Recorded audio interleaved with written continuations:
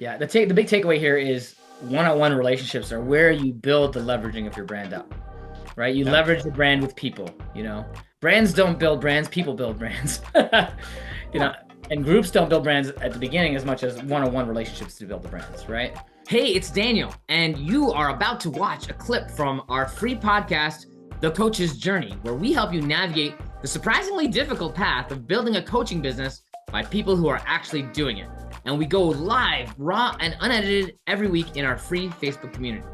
Coaches Nation, welcome to another awesome edition of the Coach's Journey podcast, where we help coaches build their coaching businesses. And today's topic is how to leverage your personal brand to start, grow, and scale your coaching business. And Faisal Ensaun, my co-host, is here with me, and he's done a fantastic job of this. I'm really excited to hear all the things that he's going to share today because I'm going to learn something, and hopefully you're going to learn something too. Anyways, I'm Daniel Fernandez, one of the co-hosts of this podcast. And let's kick it off. Maybe I'm going to ask Faisal this question, which is, what do you mean personal brand? What does that mean to you, and how do you think about it? How do you define it from a coaching business perspective? Yeah, thank you for the question. Super excited to be here. And I would reframe the whole thing. I think you've done a great job of doing your personal brand. Probably not the way you think you have, but I'll reframe this whole thing because a lot of people, when they think of personal brand, they think like big brands. Let's say coaching, Brendan Burchard, Rich Litvin, all these guys. But those are like the famous brands. We see them more on social media. We see them bigger. So we kind of conclude that's brand, but that's the scaled version of a brand. What I look at brand, especially personal brand, is that's just what do people associate when they look at you on the professional side? When they look at you professionally, what do they associate you with professionally? So, for example, when you go out in the world and you're talking to people in networking events, what do they look at Daniel to be? Or do they have any association whatsoever between you and the thing that you do? If there's no association, you probably don't have a personal brand. But if there's any association, that means you've actually built a personal brand. For example, you go somewhere and somebody recognizes you. Hey, you're that coach. You work for this. Or I know you do coaching. I heard this from so and so. Then you've built a personal brand. And I would guess that there are people who can recognize your personal brand. Would you say that, Daniel? Yeah, definitely. But I think you're implying one step farther, not just about coaching, but about who you are and how you show up and what you evoke in people. And I agree, like that's a really powerful thing we can all do as a human, as a human person, to think about, oh, what's the brand we're building in people's eyes, right? Like what do people feel or think about when they encounter us, wherever, in person or on podcasts or in, in communication with them, or even hearing about us from somebody else. What is going to be transmitted about us? What's the feeling they get, right? That's Yeah. another way to think about But I personal would brand, say this right? is, it used to be that, okay, well, what do they feel when they look? Like we used to look at that as a personal thing, but the more we've gone into the world of social media and everything else, we actually have an association, especially on the professional world, of how people are and how they're not. And I'll give you some extreme examples of that. For example, those who are listening right now, when you hear Trump, what do you hear? And everybody will have a different associate, but he has a very strong personal brand. Mhm. Whether you feel aligned with his brand or not is a whole other story. Elon Musk, like big names, but there is an association you have in your mind one way or another of their personal brand. Let's Yeah. come to the coaching world. Ajit Nawalka, if you've been in the coaching world, or Vishen Lakiani, or Brendan Burchard, or Rich Litvin, or Michael Neal, Jason Goldberg, like these guys have some, when you think of them, you think of either the way you feel around them, or the work that they do, or the way that they have supported you, or they've supported other people, or you have some kind of association with them and their face. And by the way, the same thing applies to when you look at that tick mark for Nike. When you look at that, you think something. What do you think? There's a whole phrase, just do it. Just do it. And it's such a powerful brand. And here's the power of a personal You mean brand. the swoosh? The swoosh, the tick mark, It's swoosh. not even Yes. called tick mark, it's called the swoosh. And Oh, I I know look at that that, I because think tick mark. I'm connected with their brand more, right? So yeah, Yeah, so make I a can't point. tell you how many people have adapted that without even realizing it in their day-to-day life. And like even in my coaching conversation with, when I just asked him like, well, what do you think you need to do here? It's like, I just need to do it. I don't think that came from them. I think that came from Nike. I really think, and later on I laugh. I'm like, so where did you get that from? They're like, well, it's I wear the shoes all the time. They're right. But they've created a powerful Yeah. association. And here's the significance of it is this: when you have a powerful brand, you can charge 10 times, 20 times, 100 times more than when you don't have an association in a brand. So maybe That substitute the word association for the word brand in your mind, right? If you have a powerful association in people's minds and hearts, that's what you're really getting at, right? Yes. And then I wanted to kind of break down the idea is that, well, the only time we think of a brand is when we go towards a scaled and growth version of that thing. No, but it starts from day one. And this is why coaches have a hard time defining themselves, because they don't even have an association with, they don't even know what their brand stands for. So they don't know how to communicate that to others. So people don't know how to think of them either. Yeah. So that takes a while to die. Internal identity takes a while. Once you build that, then people start to connect with you based on that identity that you've developed, the internal brand association that you've developed. And that's a hard Yeah. thing to do. And you make me think about there's two different levels of this, right? Like one is like the unintentional brand that we create. Like we're not even aware or know that every interaction we have is building a brand with people, right? Yeah. Every single time we say something or interact with somebody, they're building up a perception of us. They're building up an association with us. And so whatever the things you're talking about, that's what's going into their subconscious. Whatever energy you're showing up with is going into their subconscious, right? Yeah. And as you build a coaching business, you get more well, hopefully you get more aware of what brand you're building in people's minds, and you take more control over that and become more intentional about the kinds of things you want them to perceive as well as the kinds of things you want to be. Like what's authentic to you that is also valuable to other people, that is also aligned with the way you want people to see you and your brand so that you can fill a particular role in the marketplace perhaps, or just feel authentic with what you do. There's a whole nother level of intention you can bring to that. I think the higher level of personal development I go through, the more I think, how can I shape this more intentionally rather than just be like a little bit more laissez-faire with it? And I think it's valuable to think about like, and also how aligned is that with who I truly am and what I care about and what's important to me, and aligns with like where I want to head in life in my business, right? Like that's another level of intention. I think sometimes we get too caught up in that, right? Which is, oh, I need to build this perfect website and this perfect, social media because that's what we think a brand is. But actually, it's you and what you're about and what are the lenses through which you want people to see you, rather Yeah. than like worrying about like building those lenses externally first, right? Yeah. As Yeah. assets. That's later on as you scale a brand, as you talked about, Faisal. So Yeah, and the reason why I'm honing in, because you might be a coach listening to this and you're just starting out. It's like, well, that's not important to me. Or a coach who's just in the beginning stages, the first few years, or a coach who's been there for decades. And maybe even though you've been there for a decade or so, but you don't feel like that, Daniel, you would fall in that category. You just started kind of putting yourself out there online and everything in the past couple of years, but you don't, even the way you framed it at the beginning, you don't think you have a personal brand, but I really think you do. And you're just now, you're framing it differently. You're putting yourself out there more. You want to reach more people. So we're talking about the growth of the personal brand, because if you didn't have a personal brand, you wouldn't have a business. It's just the reality of it is that there is no business without that. yeah, and when we said personal brand, when we talked about the topic of today's podcast, when you said leverage your personal brand, I was like, okay, but when I was thinking about what does that topic mean, I thought you meant business brand, but if we had that define it clearly, I think you're absolutely right. I do have a personal brand. I would have said yes, I do if I had thought about the definition you're talking about. But when we're talking about in frame of a coaching business, my coaching business out in the marketplace for someone who doesn't know anything about me, who's never interacted with me, doesn't have much of a brand, much of a, or I'd say rather much of an asset to call upon, right? And I'm okay with that because my business is primarily referrals and Yeah. invitation. It's not actually like it doesn't rely on social media, right? It Now doesn't I need do want to. to expand it in that direction. Yeah. Less important than who I'm showing up as and the brand that I'm creating in my interactions, right? Yeah. And that's the key. So even if you're known, and you brought up referrals, why do you get referrals? So for example, it's funny how there are certain groups of population I'm fairly famous with. And in fact, I'll even tell you there are certain people from certain regions, and I can follow the analytics, and I know exactly where it comes from, where my YouTube channel videos are watched a lot more. And that's because I got famous. And in this particular region, I have like 10 different clients. And you see that they're all going there watching, and then it raises the YouTube stats. And I know exactly who they are. But if I didn't know who they were, I wouldn't be able to make the connection.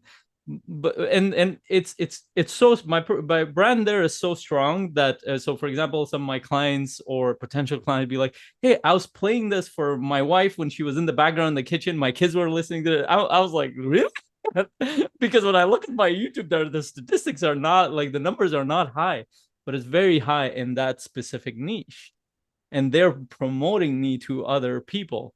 And that's just, and again, I don't want to confuse the content creation, which is on the YouTube, with the referral side, which is the business. They are actually connecting me to other people in their community, so I actually have a personal brand in their community. They know me because of a certain image and feeling and thoughts and reputation.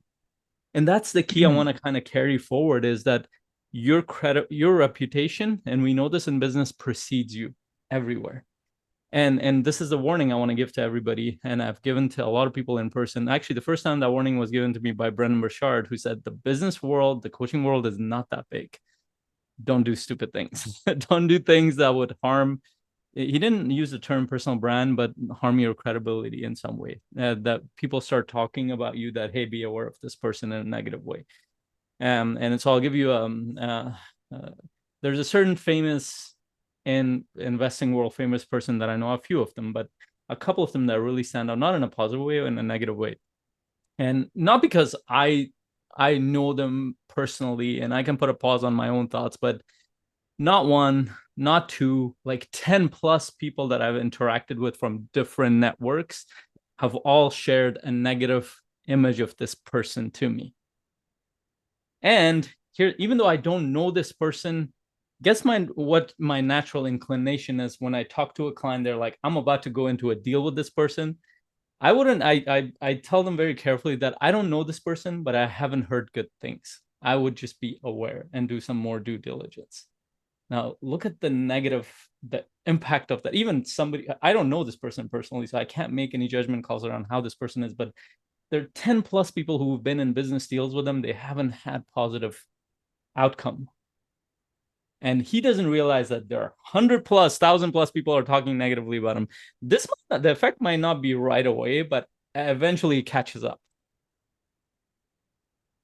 So true. So true. I remember, so I have a recent example of this where it wasn't intentional, but so I was in a group with a bunch of people. It was an AI group, related group.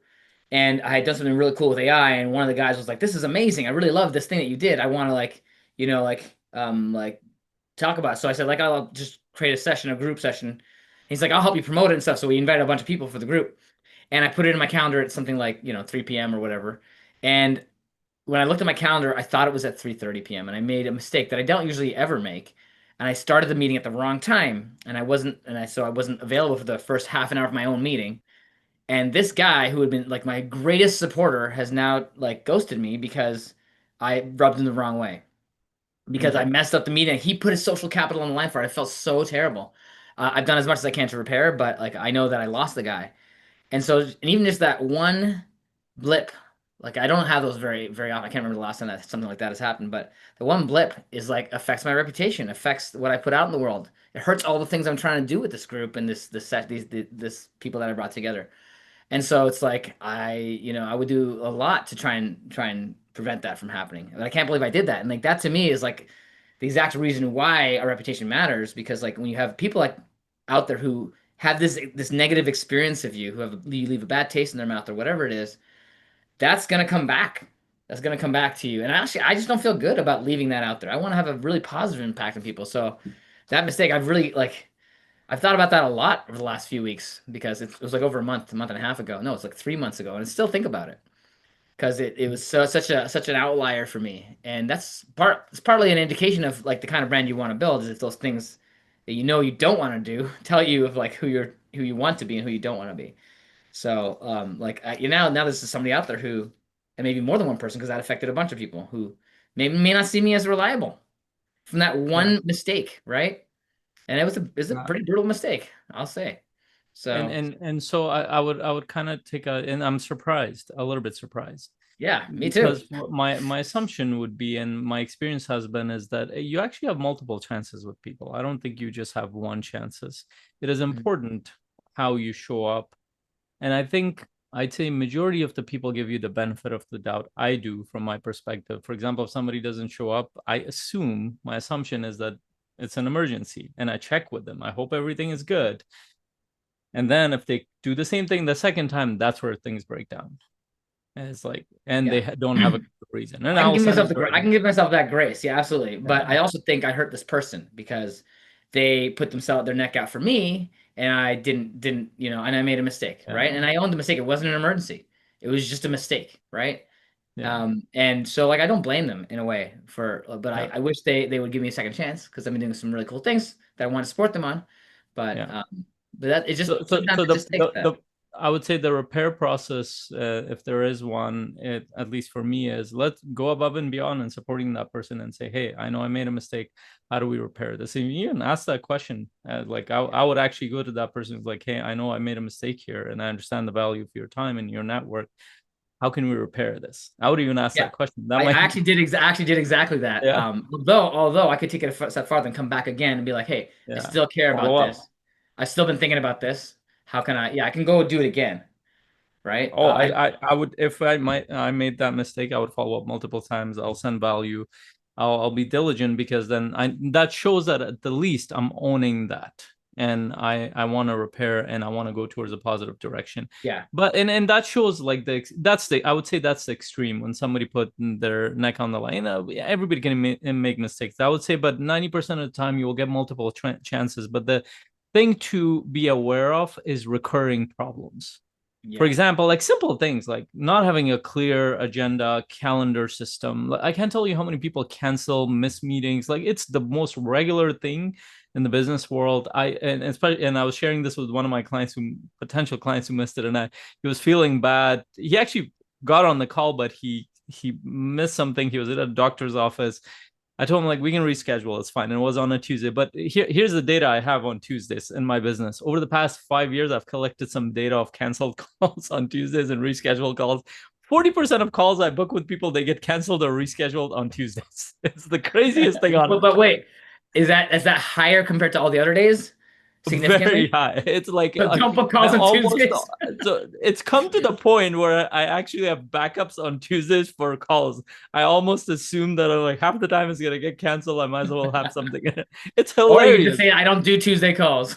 And so I avoid that generally. But That's I see, funny. like, if cause here's my theory around it. Theory is that people are coming on Monday, they're overloaded, they don't finish, and they haven't finished their stuff on this. So by the time Tuesday hits, but it's also a lack of systems. I'm not like that. I like my Tuesdays are usually, they're busy, but they're not crazy. I'm very intentional around there. Do I miss calls? I've missed a call with Daniel. I don't know if you recall when I When? do you remember that? When? How long ago was One this? of our first calls, I completely missed it. Oh, on Uh, coaching? Me coaching you? no. Was it you coaching? It was one of our meetings, I think. It wasn't coaching call. I was camping, and Oh I yeah. I set the wrong alarm, or what happened. I woke up like an hour after the call. I'm like, oh shit. And I didn't Yeah, even yeah, have yeah. I the remember right that now. connection. I was like, I mean, so I've done this like 3 or 4 times over the course of 10 years, Yeah, separate people. exactly. Exactly. It will Yeah. happen. I rarely this is an example of like what is the personal brand that Faisal has in my mind. That one call that he missed did not greatly affect me because he's been to every other call we've ever had. And we meet like regularly every week, right? Multiple times sometimes. So it's like he's been pretty much 100% consistent, so I don't have to worry about that. Whereas this other person I'm talking about is a new relationship with me, Yeah. who with somebody who was influential in a particular group. And so like, they hadn't proved me out and they just got me on that one day. But I have also missed calls. And we want to focus on missing calls when I have airplane days. So if I'm flying out of an airport, I don't book calls on those days because Oh, I don't do anything on I travel days, learned the even hard driving way. days.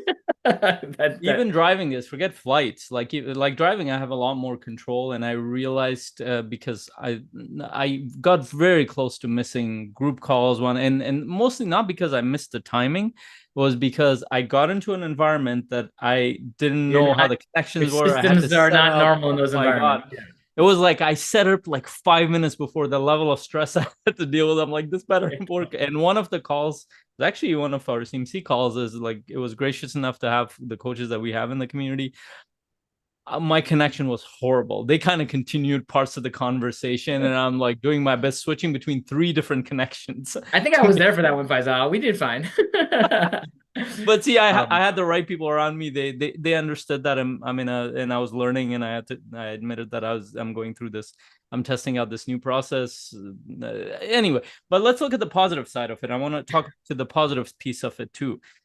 So, by the way, it's personal brand that helped me get one of the biggest contracts initially when I started my business. And here's how I got it. And you wouldn't think that you would get it. So, for example, I spent 2 years doing a bunch of videos that most people didn't watch. Like my likes were low, nobody watched it, nobody shared it.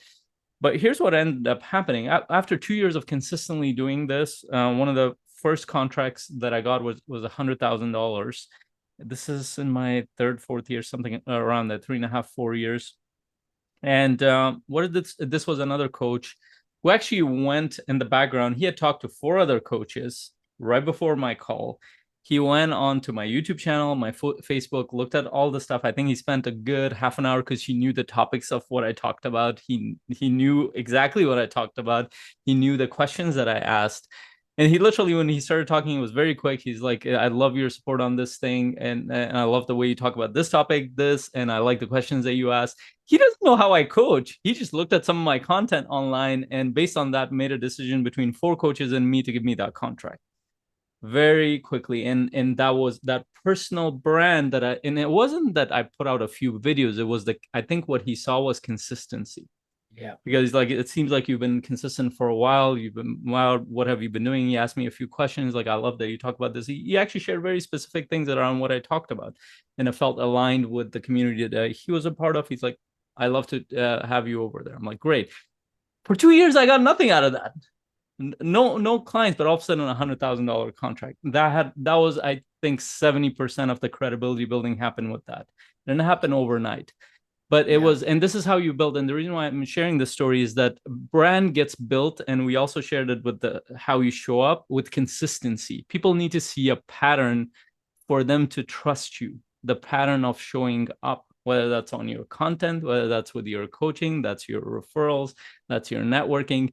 They need to see it over a longer period of time before they say, oh, okay, this guy is dedicated to this. I can trust this guy in this way. Yeah. Yeah. And that's the opposite of the blips, right? We were talking about blips a moment ago, like where you mess up or you do something against your own brand or your own intention.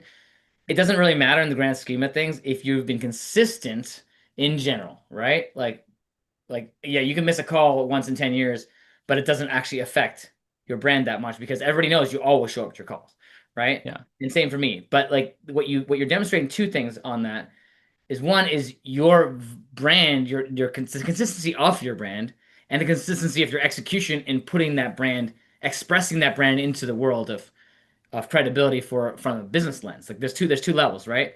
You don't have to do videos to be able to show up consistently, speaking the same way, sharing the same energy with people.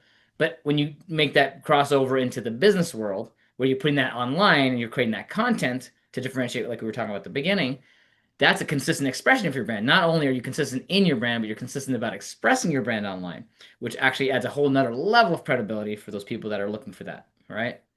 Yeah, for sure. And I want to share some numbers. So I've been in business for 10 years, and I've actually worked hard in the past 2 years to grow the online piece of that business. And even then, my business is 90% referral based, about only 5 to 10%. And I mean that in terms of numbers, 5 to 10% of sales come from online efforts. When I say online efforts, these are cold efforts. They didn't come directly from my network that I had pre-established. It can nurture it, but like these are cold people that get nurtured over time. And after 3 months, 6 months, 1 year, they sign up with me. Those sales are like 5, maybe towards 10%. They're starting to head that way. but they're very low. But they start to create networks for me. But the way it shows up for 90% of my business are the effects of all the work that I've done over the years when I've connected with people in networks. So, for example, in the multifamily, I'm not well known everywhere else, but if you talk to anybody in the US multifamily mentoring world, I can bet you 1 in every 5 people know about me somehow. They know about me because I've served enough people who talk about me, not in the online world, but just in conversations and events. Here's how I know. Because every time there's an event that happens, big, small, somebody, and sometimes I'm not even aware of these events. I'm starting to leverage them better.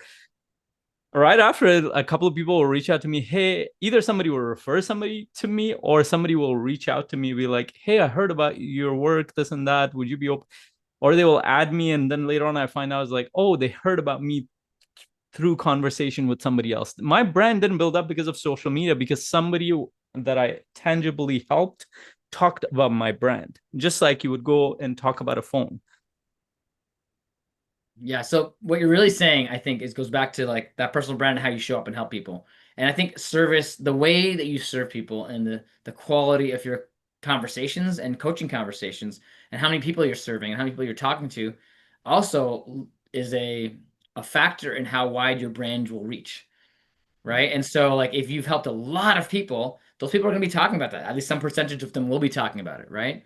Yeah. And if you repeatedly show up for those people in their network, they will continue to repeatedly expose you to more people in their network. Right. And vice versa. Yeah. So yeah, and again, there's actually there's a phrase that stuck out for me years ago, that still repeats in my head as like a sort of a belief system, or a model that which says, I'm not everybody's cup of tea.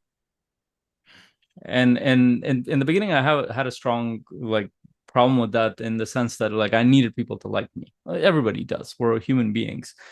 But it was too exaggerated. And over time, I realized, you know what? Not even the people closest to me might not want to work with me, might not like my brand and what I do and all that stuff. So who do I need to reach out to? And the lesson, I actually got it in the most unusual place. So I was actually driving an Uber customer. This was years ago. To this day, it stuck with me.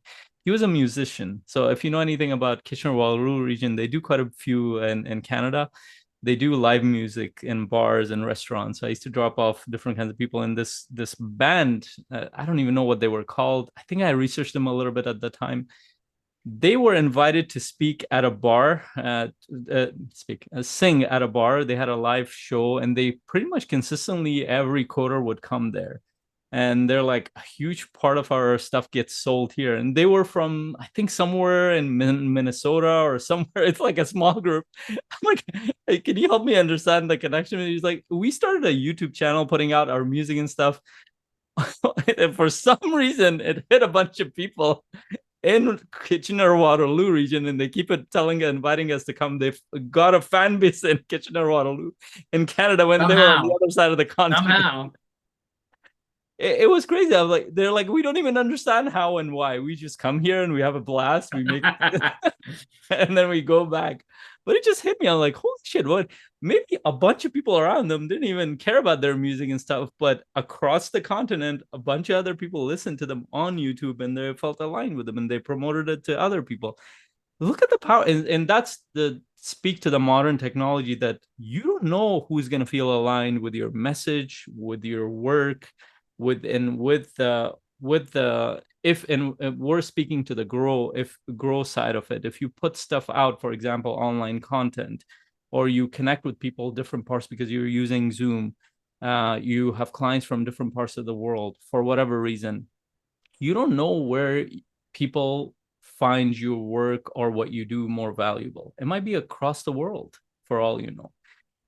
And I started thinking about the possibility of that. Okay, maybe my work is not for the people around me, but what if somewhere out there sees the value of it? And that's exactly what happened years later, where people around me were not willing to pay me more than $100 per session, or even less.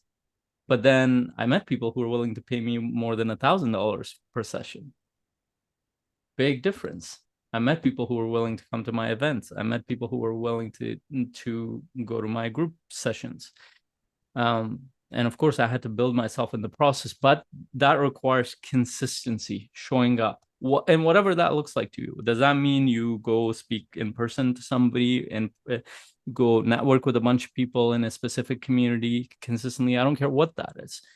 And whether it's in the real estate world, whether it's in some networking or some other community that you're part of, you go and build your credibility there by showing up consistently, or you build it online. Whatever the case is, there will be people that will see value in what you do. The only thing is that the only way they're going to make an association between the value that you deliver with you is if you consistently show up and do the work. And I think that is the hardest thing to do in the world of brand building.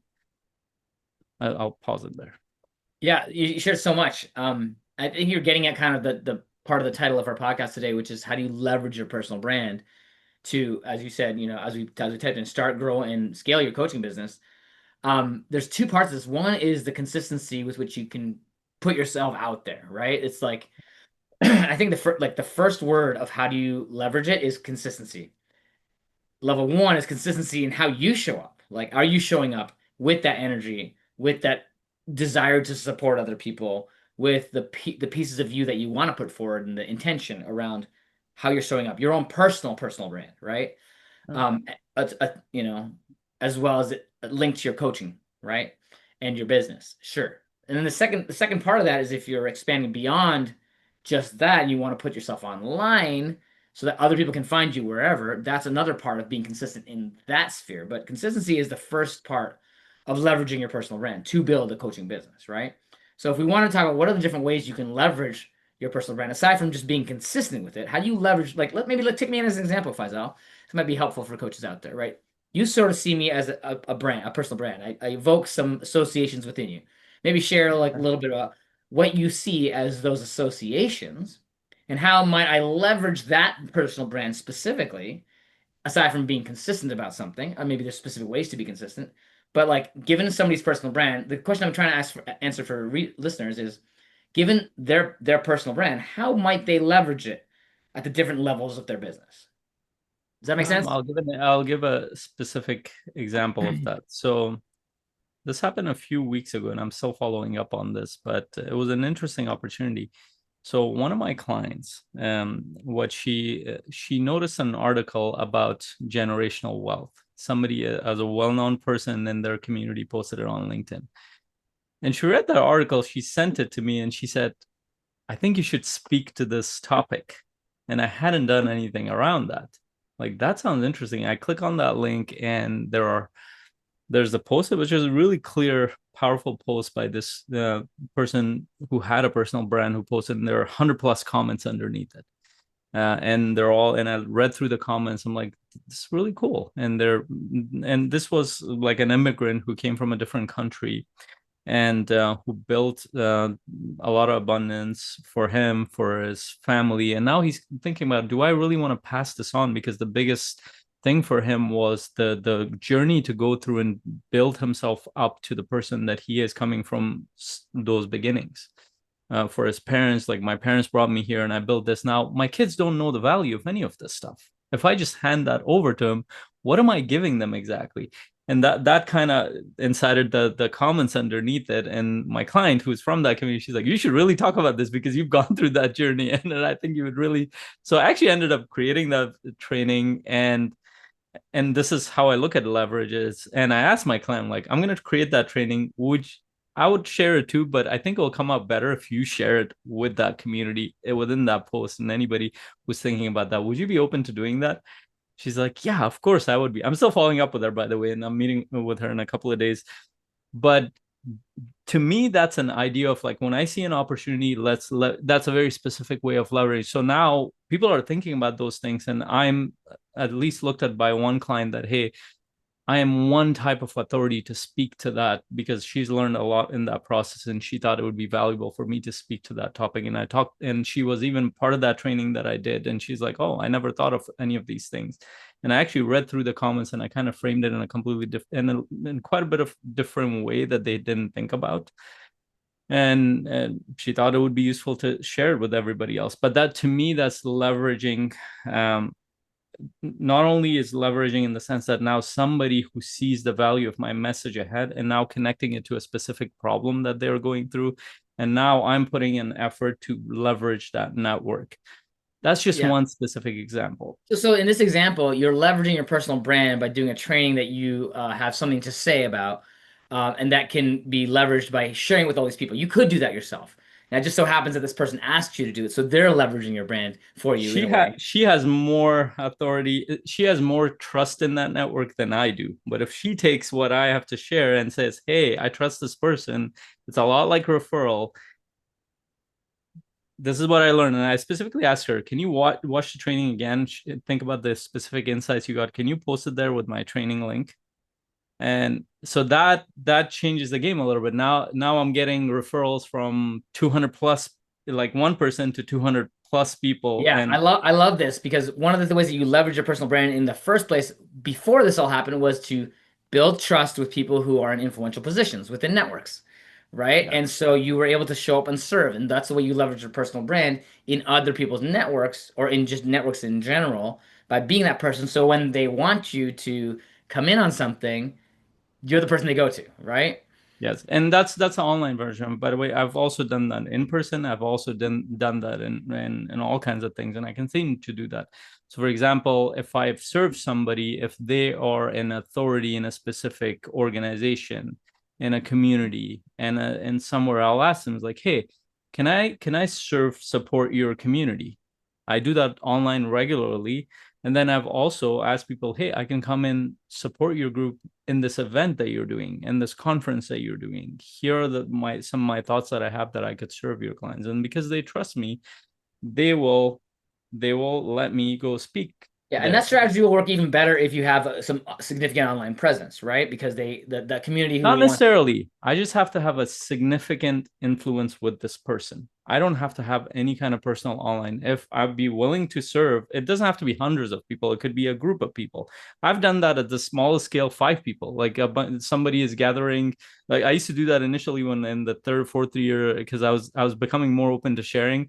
A friend will gather 10 people and like, "Hey, would you be open if I did like a 2 hour session on this thing or a 1 hour session on this thing?" And I would ask permission. And he's like, "I know we're getting together doing a barbecue, but I think this will be really helpful for the people who are going to be there." And that helped me get some referrals. But it now, like, this is like People are like, "Oh, we thought we came to a barbecue."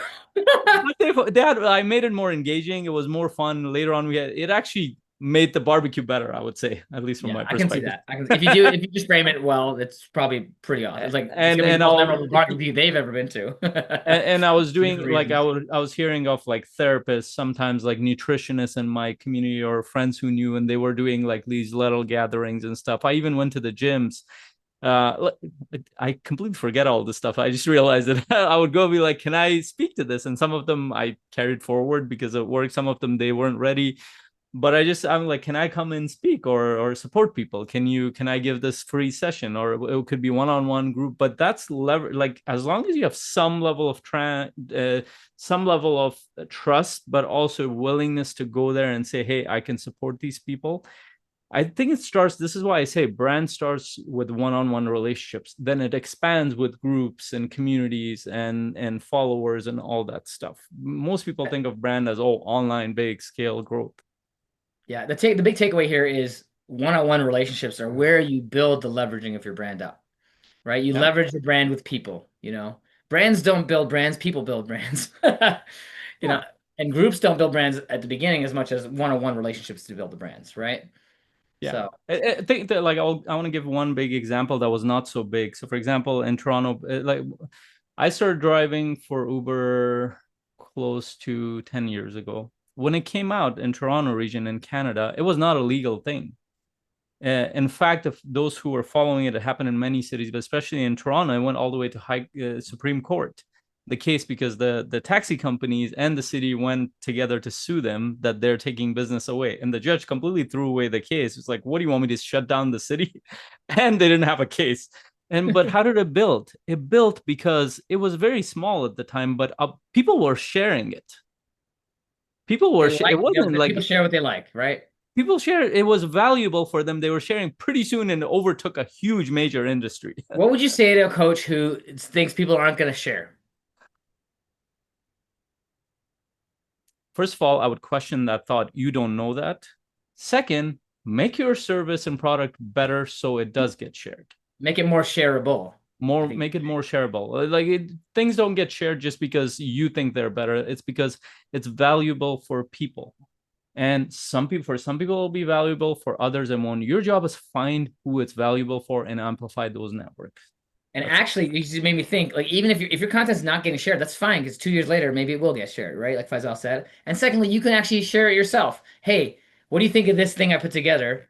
Feedback. Then you learn what's valuable, what's not, right? So there's lots of ways to make things more shareable. Well, that's on the You can content, figure that and out. like the content generally takes that long. It takes 2, 3, 4, 5 years for things to build. The biggest brands will tell you that it took them 4 years before anybody knew them, before they went viral, because they were showing up consistently every week, multiple times a week, and then eventually through consistency and value and messaging and association, they built enough of a brand for people to share it more, and then that created a compound effect, and then they went viral.